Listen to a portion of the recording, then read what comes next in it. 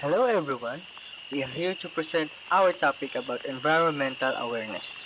So, what is environmental awareness? In the Philippines, environmental awareness has been steadily increasing, propelled by the grassroots movements and government initiatives.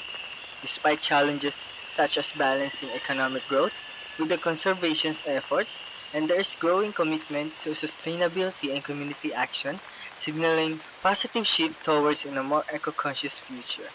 So, here are respondents to our topic about what are their way of spreading environmental awareness and how will you influence others in doing the same. Good afternoon guys, we are with Joshua Miguel de los Reyes. may question lang kami. Ang first question namin is, what are your ways of spreading awareness as a student? Siguro as a student po, bala ko pong gumawa po ng sariling organisasyon para po mapag-usapan po yung mga ganitong topics. Wow! And also to influence a lot more students na pag-usapan ng mga ganitong topic. Ang ganda ng sagot niya. Nabanggit niya yung influence. So, next question is how will you influence your peers in doing the same? Sa akin po ay siguro magpo-provide po ako ng accurate information po by helping others na ma-understand nila yung mga ganitong topics na pinag-uusapan natin, and also to motivate others then by helping them to achieve their goals sa kanila and be a positive role model then. Thank you. Dito po ulit tayo sa question, sa interview po natin, and sa number 2 respondent po natin. So, sir, ano po name nyo? I'm Neri Vincent Vigayon from B320 Operations Management. So, may 2 questions lang po kami.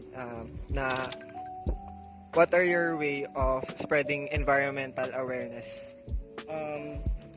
Through social media, pinopromote ko siya kasi personally I'm an SDG ambassador. So we promote a sustainable society, and aside from that, ayun, nagtatapon ako in my own ways, nagtatapon ako sa tamang basurahan. So, how can you affect others? Siguro masagot ko yan as a student leader. Every time na may event, we promote 5S. And yun yung policy sa school na laging malinis. Kung ano yung dinatnan mo dyan na kung gano'ng kalinis yan, dapat gano'n din kalinis na alis yan. So, okay ko. Okay po. Sige po. Thank you po for responding to our question. Good afternoon po, ma'am. Good afternoon po. What is your name? I'm Kita St. B. Rible. Meron po kaming 2 questions para sa inyo, ma'am. The first question po is, as a student po, what are your ways to spread environmental awareness? As a student and also a student leader here in our campus, I highly recommend this to our students. Kasi isa din yun, magkakaroon kayo ng mga outreach program, will educate natin sila on how will we spread their awareness, such as we'll have seminars, engage in on-hand environmental activities, fostering tayo ng sense of responsibility. Kung baga, magbibigay tayo ng pointers sa kanila on what can we possibly do pa para din sa atin. Ayan. The next question po is, ma'am, how will you influence the others po? Okay. Ayun nga, as a student leader and also an ambassador of SDG, we will have a partner then to parang it all magsisimula kasi yan talaga from sayo. kung makikita yan ng ibang tao na galing sa'yo, that will be a domino effect na that will can possibly spread na from our school. So I'm highly encouraging, especially sa ating mga student, na maging also stand for what is right. Yun.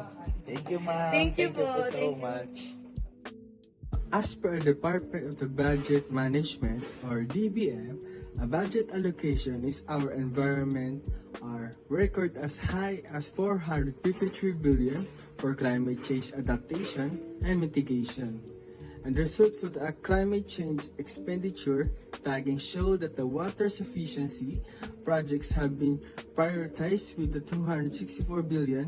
Meanwhile, the funding sustainable energy, foods and security remains substantial as 131 million and 478 billion. So, the budget allocation of environment awareness in the Philippines is a significant aspect of the country's climate change expenditure. However, the current budgetary and priorities in the Philippines have been criticized for being skewed and not aligned with the urgent climate alignment and development goals. So the national climate budget has a substantial increase, but there are comments about the uneven distribution of funds across different sectors, specifically two sectors or water sufficiency and sustainable energy have consistently accounted for around 80% of the budget, with projects often falling under flood control and road services programs rather than directly addressing water supply and sustainable energy sources. So as we learn in our topics, it's important to raise people awareness of how every one of us is responsible for climate and the severe consequence for the environment as well as the living creatures on Earth.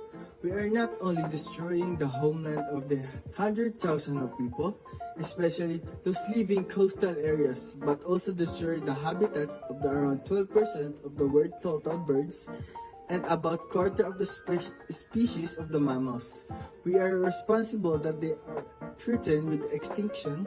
Therefore, every little actions we take project and preserve our environment at utmost and important, and he's exactly what you have in achievement today.